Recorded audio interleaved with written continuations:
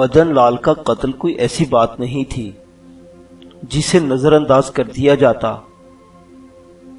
गीतांजलि का फिरार इससे ज्यादा तकलीफदेह था और स्वामी महाराज के लिए ये दोनों अना का मसला बन गए थे। वो बहर सूरत गीतांजलि की वापसी और इन दोनों स्मगलरों की मौत का ख्वाहिशमंद था, जो पहले तो हिंदू बनकर इसके आश्रम में मजे लूटते रहे, लेकिन बाद में साबित हुआ कि दरअसल वही दोनों जेल से फिरार होने वाले खतरनाक पाकिस्तानी जासूस थे। वो गुस्से में अपने सर के बाल नोचने लगता था कि आखिर इतनी देर तक वो बेवकूफ क्यों बना रहा। इसका ख्याल इस तरफ क्यों ना गया कि ये दोनों मफरूर पाकिस्तानी भी हो सकते हैं। इसके साथ जिंदगी में इससे बड़ा धोखा कभी नहीं हुआ था और अब वो किसी भी कीमत पर इन तीनों की मौत का ख्वाहिशमंद था। आज बहुत अरसे बाद इसके आश्रम में गुप्ता जी वापस लौटे थे। गुप्ता जी का शुमार स्वामी महाराज के खुसूसी चेलों में होता था। इसके खास कारिंदों को ही इल्म था कि गुप्ता जी कोई बहुत बड़े आदमी हैं, जिनका बिजनेस भारत ही में नहीं बल्कि दुनिया के कोने कोने में फैला हुआ है और वो स्वामी महाराज के एक इशारे पर अपनी जान भी इनके कदमों में भेंट कर सकते हैं। लेकिन इस बात का इल्म सिर्फ स्वामी महाराज को था कि गुप्ता जी दरअसल रघुनाथ सहाय भारतीय इंटेलिजेंस का डिप्टी डायरेक्टर है, जिसका गुप्ता जी कवर नाम था। और ये वाहिद ऐसी हस्ती थी जिसे रॉ के डायरेक्टर के बाद स्वामी महाराज की असलियत का इल्म था। रॉ की कामयाबी का राज यही था कि इसके आला अफसरान को इस बात का इल्म नहीं था कि स्वामी महाराज दरअसल रॉ का असिस्टेंट डायरेक्टर है, जो भेष बदलकर आश्रम चला रहा है। इस वक्त ज्ञानी महाराज अपने खास कमरे में विराजमान थे और 4 दासियां इनकी सेवा में मगन थीं। जब गुप्ता जी कमरे में एक दासी की मैयत में दाखिल हुए, ज्ञानी महाराज की शक्ल पर नजर पड़ते ही गुप्ता जी दंडवत करने लगे। शांति शांति। स्वामी महाराज ने हस्बे आदत अपना हाथ उठाकर इसे आशीर्वाद दी। ये इशारा था इस बात का कि अब गुप्ता जी उठकर बैठ सकते हैं। कहो बानी के, कहां रहे इतने दिन? अपने गुरु की याद नहीं आई? स्वामी महाराज ने इसकी तरफ देखे बगैर कहा, अवश्य महाराज, अवश्य। आपका ख्याल दास के मन से कभी एक लम्हे के लिए भी नहीं जा सकता। दास के हर सांस में, दिल की हर धड़कन में आपके नाम की माला जपी जाती है महाराज। मैं जनूबी अफ्रीका गया हुआ था, मन को बहुत बेकली लगी थी। गुरु के चरण छूने की मन में उतावला हुआ जाता था। 4 रोज पहले जब मैं सोसी वाचन करके सोया तो ख्वाब में गुरु महाराज के दर्शन हुए और आपने मुझे तलब फरमाया। उस रोज जहाज की टिकट बुक करवाई और आज दिल्ली पहुंचते ही अपने स्वामी के चरणों की धूल अपने माथे पर सजाने के लिए आ गया हूं। गुप्ता जी ने बड़ी अकीदत से हाथ बांधते हुए और इस अंदाज में कहा,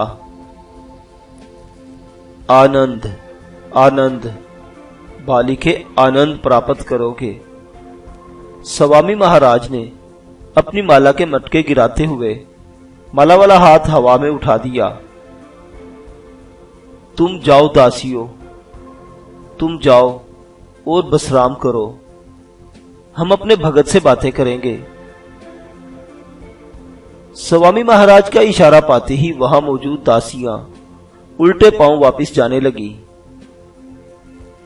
ए सखनिया, उन्होंने अचानक ही कुछ सोचते हुए, और सांवले जिस्म की एक साहिरा वहीं जमकर रह गई। इसके चेहरे पर गुप्ता जी के लिए ज्यादा देर नजर जमाना मुमकिन नहीं था। हुस्न और जिनसियत का इतना भरपूर इम्तिजाज गुप्ता जी को इस आश्रम में ही नजर आ सकता था। हमारे भगत के लिए सोमरस का बंदोबस्त करो, इतने लंबे सफर से लौटा है, इसे आनंद दो, शांति दो। स्वामी महाराज ने अपने असली रूप की तरफ लौटते हुए कहा, धन भाग्या महाराज, दासी आपकी कुनीज है।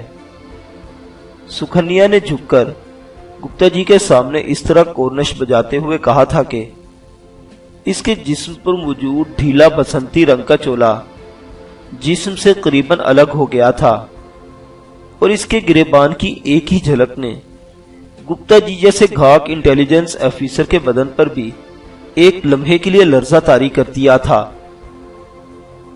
सुकन्या इन्हीं कदमों से वापस लौट गई। अबे साले, ऐसी क़यामत की झलक इस तरह अचानक न दिखाया कर, वरना किसी रोज तेरे ही आश्रम में सुरगुबाश हो जाऊंगा। सुकन्या के हादसे से संभलते ही गुप्ता ने कहा, गुप्ता जी, हम भी कोई मामूली स्वामी नहीं है, बड़ी धूमधाम से आपका अंतिम संस्कार करेंगे। स्वामी महाराज ने कहकहा लगाया, क्या बात है, बहुत अरसे बाद तुम्हें इतना बेचैन देखा है। मालूम होता है तूने मदन लाल के मामले को कुछ ज्यादा ही सीरियस ले लिया है। अरे यार, फिर क्या हुआ? अब तुम्हारे क्रेडिट पर इतने बड़े कारनामे हैं कि रॉ के नजदीक तुम्हारी हैसियत में कभी मामूली सी कमी नहीं आ सकती। फिर क्यों परेशान हो? भाई स्वामी यार, तुम जानते हो इस खेल में कभी कभी नताइज अपनी तवक्को के मुताबिक नहीं निकला करते। बी रिलैक्स यार, क्यों डिप्रेस हो रहे हो? Take it easy. रॉ को तुम पर फख्र है। मदन लाल ने तो मरना ही था। जिस तेजी से वो हराम इकट्ठा कर रहा था, एक दिन अचानक साले का पेट फट जाना था।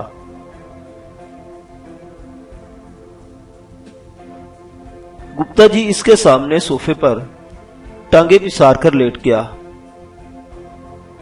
गुप्ता जी, मैं इसकी मौत को अहमियत नहीं दे रहा, बात इसके मरने की नहीं,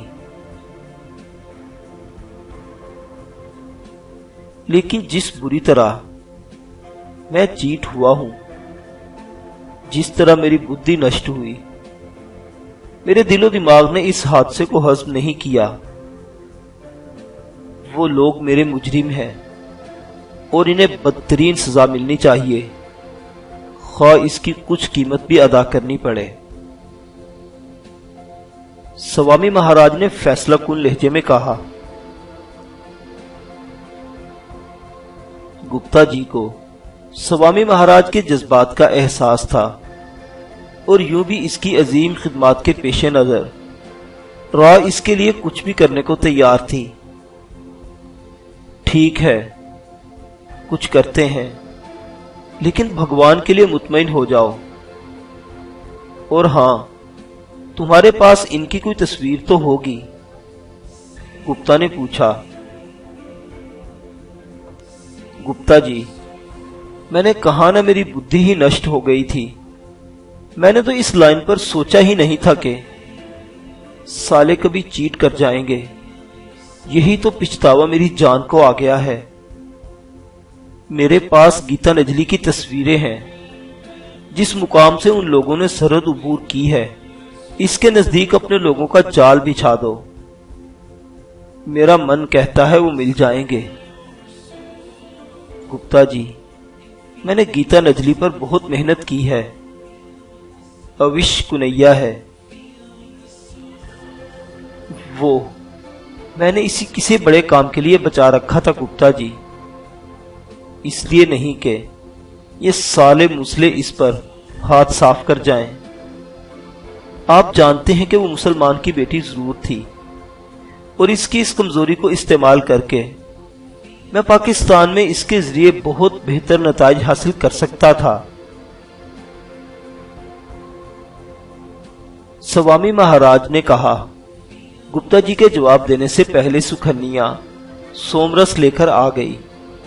इसने अपने हाथों से दोनों को जाम बनाकर दिए और फिर अपने लिए जाम तैयार करने लगी। गुप्ता जी अब सब कुछ भूल भाल कर सुकन्या के फैलाए जिनसी तूफान में हचकोले खाने लगे थे। अब कुछ जल भोजन का भी बंदोबस्त करो, आज गुप्ता जी तुम्हारे खास मेहमान होंगे। ज्ञानी महाराज ने सुकन्या की तरफ देखकर आंख दबाई। गुप्ता ने बेशर्मी से दांत निकाल दिए।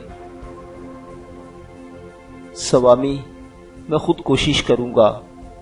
मेरी इंतहाई कोशिश होगी कि तुम्हारे मुजरिमों को तुम्हारे सामने पेश कर दूं। इन लोगों को सबक सिखाना यूं भी जरूरी हो गया है। हम नहीं चाहते कि दुश्मन का दिमाग किसी मामूली कामयाबी से खराब हो जाए। गुप्ता ने शराब का लंबा घूंट हलक में उंडेलते हुए कहा, गुप्ता जी, मैं भी यही चाहता हूं। स्वामी महाराज ने मुतमईन होकर गर्दन हिलाई। थोड़ी देर बाद वो खाने की मेज पर मौजूद थे। ये मेज बतौर खास स्वामी महाराज के खास मेहमानों के लिए सजाई जाती थी। यूं तो इस आश्रम के दूरों दूर तक भी शराब या गोश्त का तस्वुर नहीं कर सकता था, लेकिन इस मेज पर अनवाउ अकसाम के गोश्त और शराब स्वामी महाराज और इसके मेहमान गुप्ता जी के लिए मौजूद थी। 3 दासियां इनकी खिदमत पर मामूर थीं और सुकन्या गुप्ता जी के पहलू में बैठी इनके होशो खिर्द पर बिजलियां गिरा रही थी। रात गए तक यह घिनौना खेल जारी रहा, जिसके बाद स्वामी महाराज ने सुकन्या को गुप्ता जी के साथ इनके कमरे की तरफ रवाना कर दिया। वो अपने दोस्त के एक एक लम्हे को खूबसूरत और यादगार बना देना चाहता था। रघुनाथ सहाय रॉ का डिप्टी डायरेक्टर होने के साथ साथ पाकिस्तान डेस्क का इंचार्ज भी था और पाकिस्तान में तखरीबकारी और यहां मौजूद मुल्की और गैर मुल्की एजेंटों का बराह रास्त इंचार्ज भी वही था। स्वामी महाराज को मोहूम सी उम्मीद थी कि इसके जरिए शायद गीता नजली इसके हरम में लौट आए। वो गीता नजली को हर कीमत पर दोबारा हासिल करना चाहता था। सुकन्या ने इस रात गुप्ता जी की वो खिदमत की कि इससे पहले स्वामी महाराज के हाथ गुजारी जाने वाली तमाम रातों को भुला दिया।